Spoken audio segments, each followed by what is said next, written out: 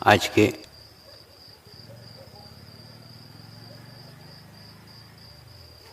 कार्यक्रम की शुरुआत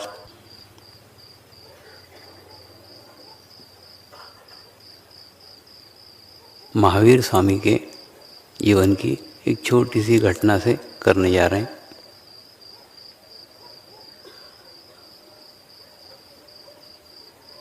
ये घटना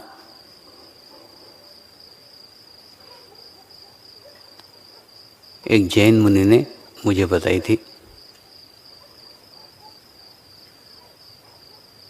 घटना छोटी सी है,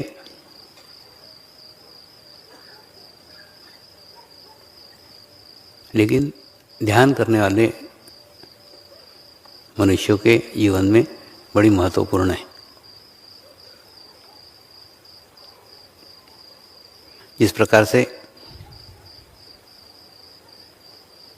छोटे बच्चे का जन्म होता है, नामकरण होता है, धीरे धीरे बच्चा बड़ा होता है और बड़ा होने के बाद में माँ बाप को चिंता सताती है कि इस बच्चे को अच्छे संस्कार देने वाला, अच्छी शिक्षा देने वाला कोई गुरु खोजा जाए और उस गुरु को खोज करके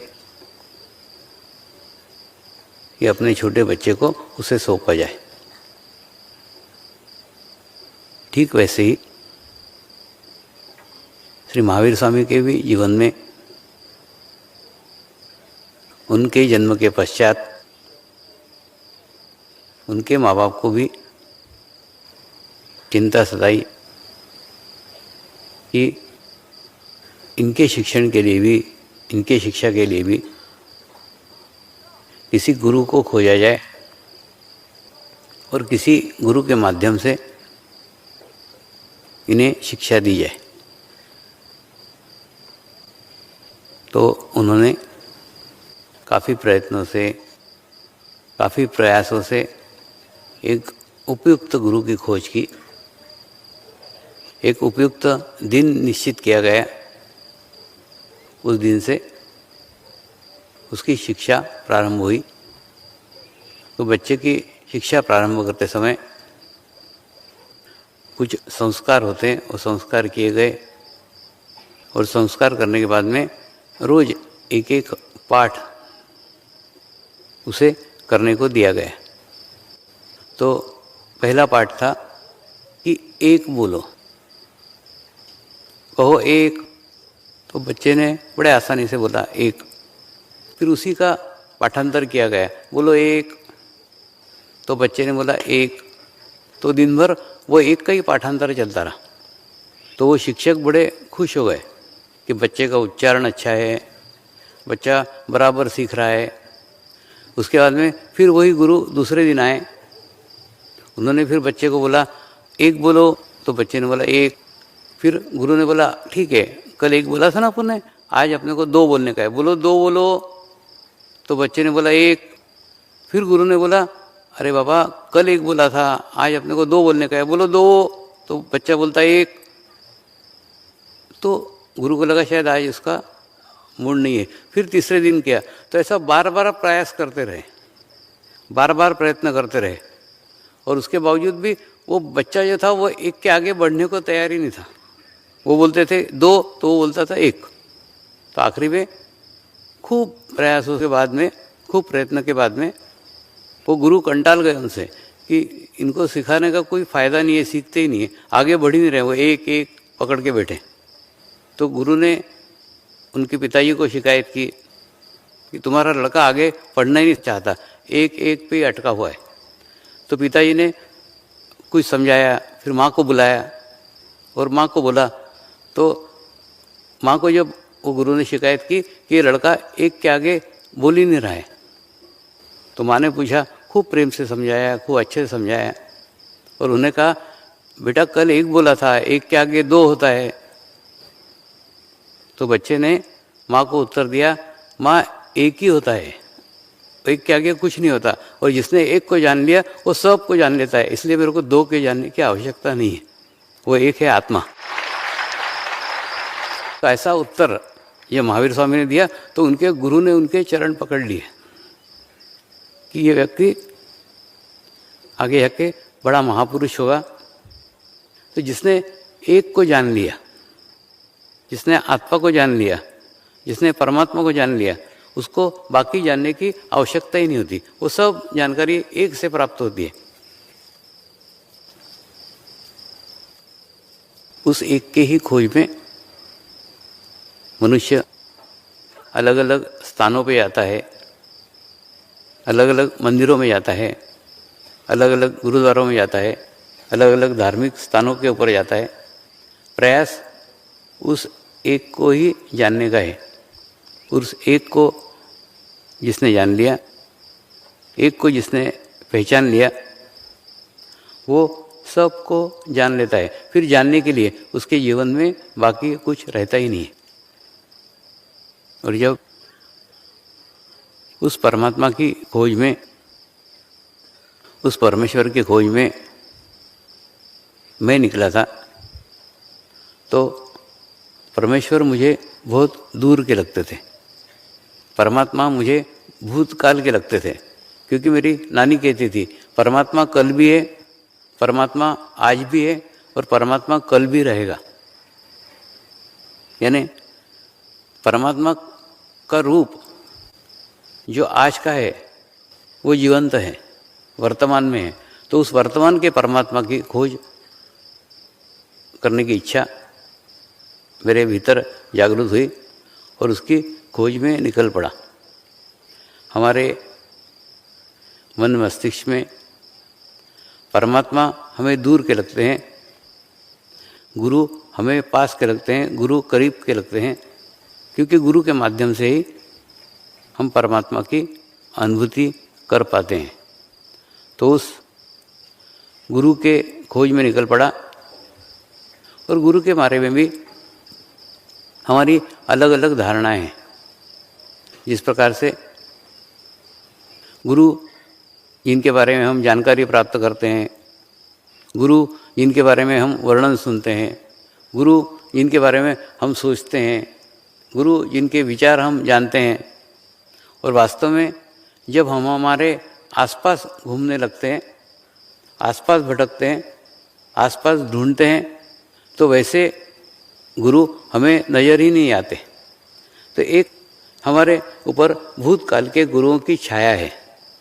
भूतकाल के गुरु जो होके गए वो भूतकाल के हुए हैं, तो वो उसी रूप में वैसे के वैसे ही हमारे सामने आए, ये जरूरी नहीं है। जरूरी नहीं, क्या पॉसिबल ही नहीं है। ये तो ठीक वैसे ही हो गया ना, जैसे 5 साल का एक बच्चा गुम हो गया और उस 5 साल के बच्चे को आप 20 साल के बाद में खोज रहे हो और 5 साल के बच्चे का ही फोटो लेके घूम रहे हो, तो 5 साल का बच्चा मिलेगा क्या? मिला, तुम्हारे सामने भी आया तो भी पहचानोगे नहीं। क्यों नहीं पहचानोगे? तुम्हारे पास में 5 साल के बच्चे का फोटो है, जबकि वो लड़का आप 25 साल का हो गया।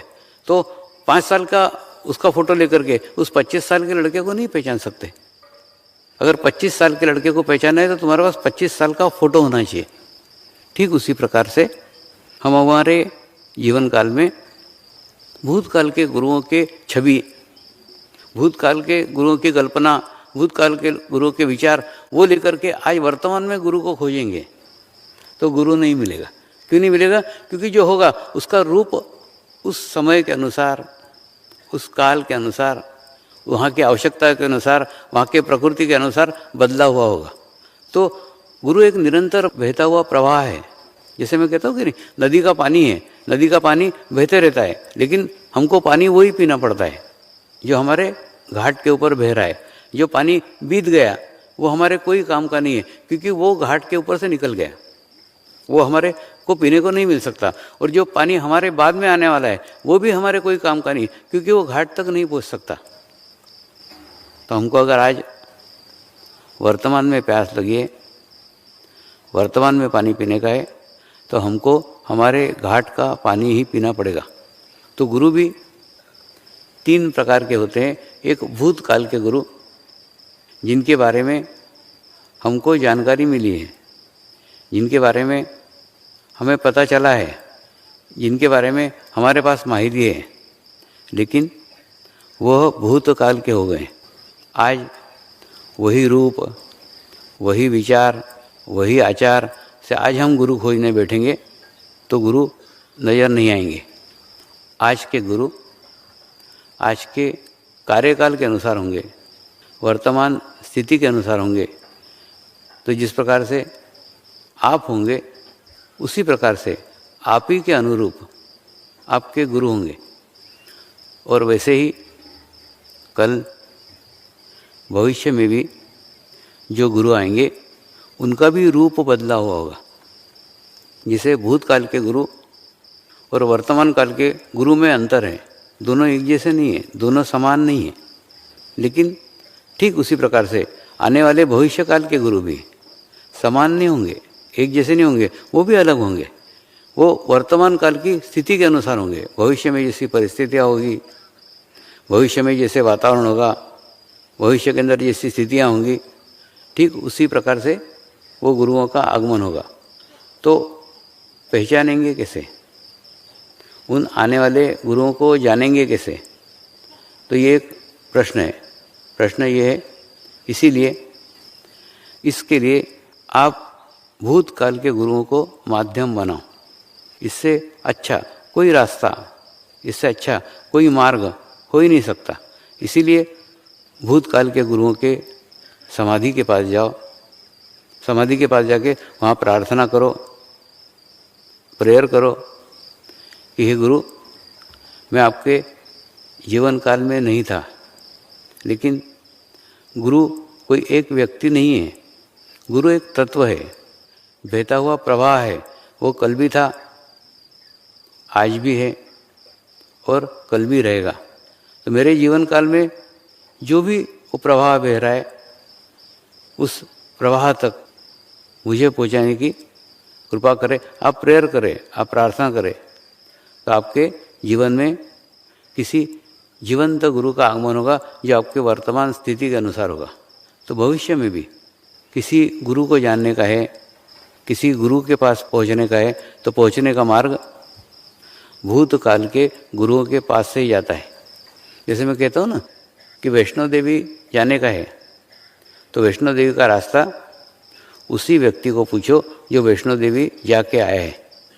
ठीक इसी प्रकार से जो भूतकाल के गुरु हैं, उन्हीं गुरुओं के माध्यम से, उन्हीं गुरुओं के सहायता से, उन्हीं गुरुओं के कृपा से आप नए गुरुओं तक पहुँचो। दूसरा, किसी अपेक्षा से मत पहुँचो। अपेक्षा ये आध्यात्मिक मार्ग की बहुत बड़ी बाधा है। हम कोई अपेक्षा लेकर के गुरु के पास जाते नहीं। आपको अच्छा लगता है इसलिए जाओ। आप अपने आप से ही प्रश्न पूछो कि आपको वहाँ जाके अच्छा लगा, उनके सानिध्य में अच्छा लगा, उनका सानिध्य अच्छा लगा, तो आप उनके साथ हो जाओ। किसी अपेक्षा से मत जाओ। अपेक्षा एक बाधा है। जिस प्रकार से किसी व्यक्ति के हाथ पैर बांध करके उसको नदी में डाल दिया जाए तो वो तैर नहीं सकता, ठीक उसी प्रकार से आप अपने आप को अपेक्षाओं से, इच्छाओं से अपने आप को बांधकर, अपने आप को जकड़कर फिर तैरने की कोशिश करते हो तो तैरते नहीं, डूब जाते हो।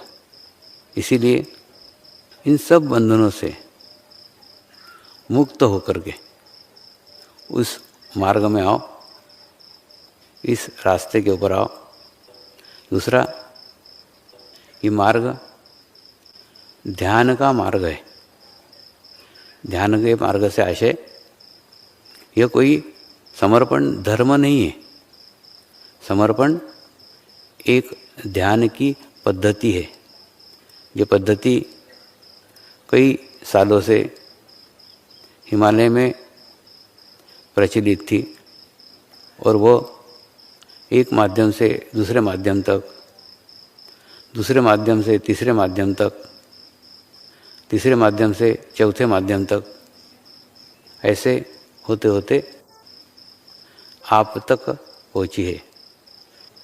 यह ध्यान की पद्धति है, ये किसी धर्म विशेष की नहीं है, ये ध्यान है, धर्म नहीं है। इसलिए किसी भी धर्म के साथ इसको मत जोड़ो, धर्म से ऊपर उठो।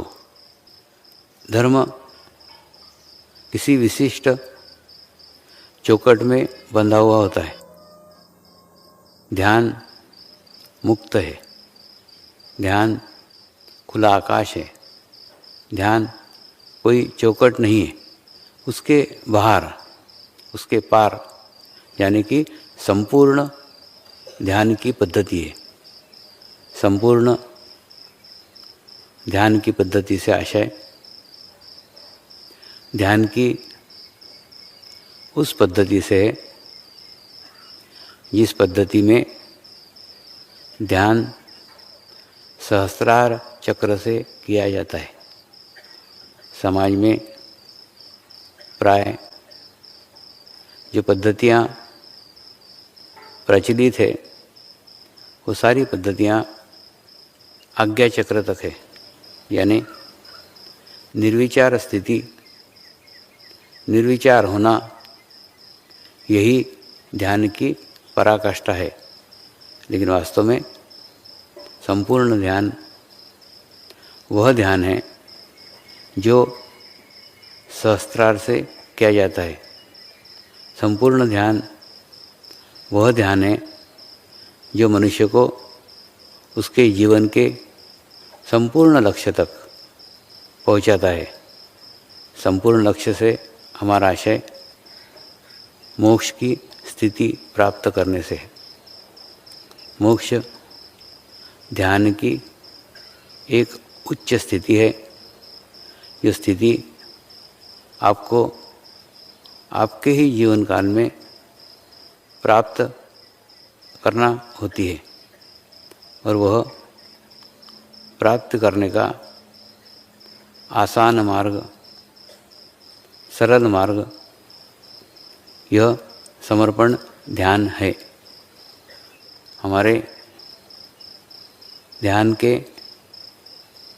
पद्धति में सामूहिकता को बहुत महत्व दिया गया है।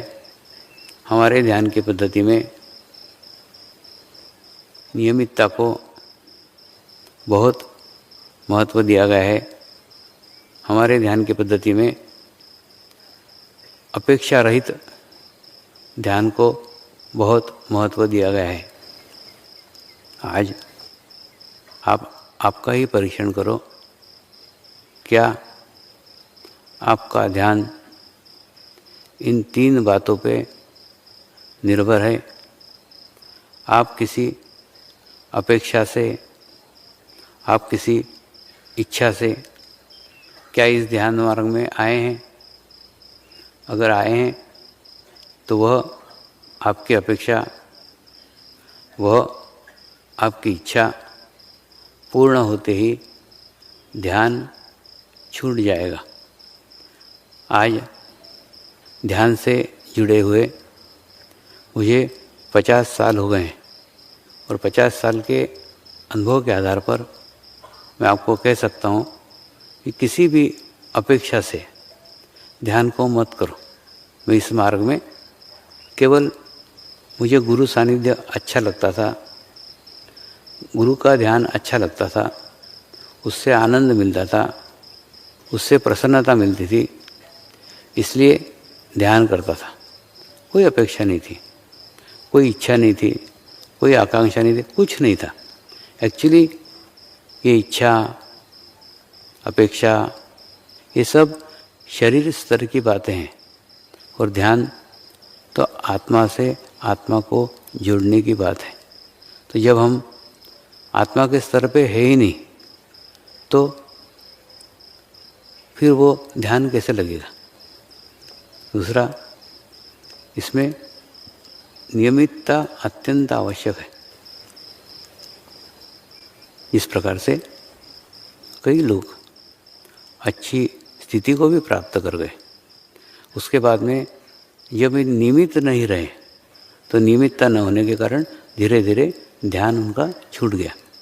इस प्रकार से एक पीतल का ग्लास है, उस पीतल के ग्लास को कितना भी मांझो, कितना भी चमकाओ, कितना भी स्वच्छ करो, कितना भी साफ करो, साफ करके आप रखोगे ना, खूब चम चम चम चमकेगा। लेकिन उसी ग्लास को जब आप कल देखने जाओगे तो उसकी चमक फीकी पड़ गई होगी। इसलिए फीकी पड़ गई होगी क्योंकि उस 24 घंटे के अंदर उसके ऊपर वातावरण की धूल, वातावरण का कचरा, वातावरण का प्रदूषण हावी हो गया होगा और एक दिन के अंदर उसकी चमक को उसने कम कर दिया। ठीक उसी प्रकार से किसी दिन आपकी स्थिति आपको बहुत अच्छी लगी होगी, क्या आज बहुत अच्छा ध्यान लगा, बहुत अच्छा मेडिटेशन हुआ, तो भी उस पर गर्व मत करो, उसका अहंकार मत करो। दूसरे दिन फिर प्रयास करो, फिर प्रयत्न करो। नियमितता होनी ही चाहिए, क्योंकि दूसरे दिन देखोगे तो वो स्थिति नहीं रहेगी। एक स्थिति को प्राप्त करना और उसी स्थिति को सदैव बनाए रखना बहुत कठिन है। इसीलिए सतत नियमित ध्यान की अत्यंत आवश्यकता है। तो आज वह आत्म परीक्षण का दिन है। उस चैतन्य को जो हमने एक दिन पाया, क्या हम रोज प्राप्त करते हैं? क्या हम नियमित ध्यान करते हैं? तो करते हैं तो ठीक है, लगता है नहीं लगता है वो प्रश्न दूसरा है। आप करते हैं कि नहीं, या आप आपका कार्य देखो ना, कि आप नियमित ध्यान करते हैं क्या? नियमित ध्यान करते हैं तो ही आगे प्रगति हो सकती है, आगे प्रोग्रेस हो सकती है। नियमितता अत्यंत आवश्यक है। हे परमात्मा, हम सभी